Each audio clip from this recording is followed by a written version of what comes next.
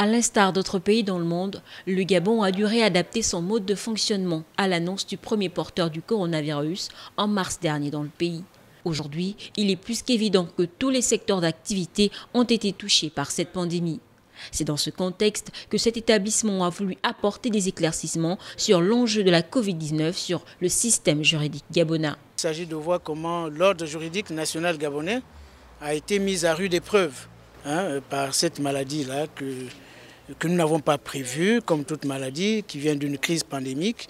Donc la loi 3/2020 est une loi importante qui crée un élément qui tranche avec le premier système d'état d'urgence et qui reconnaît que les questions de santé, les crises sanitaires sont une catastrophe, sont des catastrophes naturelles. Donc on a un dispositif qui permet au gouvernement de répondre efficacement à ces attaques-là. C'est une attaque.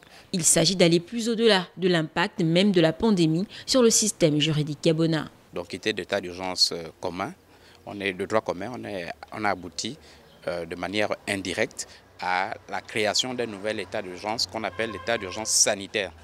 Et à côté de cet état d'urgence sanitaire, on peut avoir ou on peut laisser observer effectivement que certaines mesures ont pu amener l'État à pouvoir véritablement endiguer le phénomène ou contenir la propagation. Une conférence qui se voulait très enrichissante pour les participants qui en sortent ravis. Ça nous a permis de mieux comprendre comment les institutions étatiques dirige cette situation exceptionnelle. Ce partage d'informations a également permis à l'assistance de disposer d'un meilleur niveau de connaissance des différentes modifications des articles de la Constitution, une démarche à l'origine de la bonne gestion de l'épidémie au Gabon.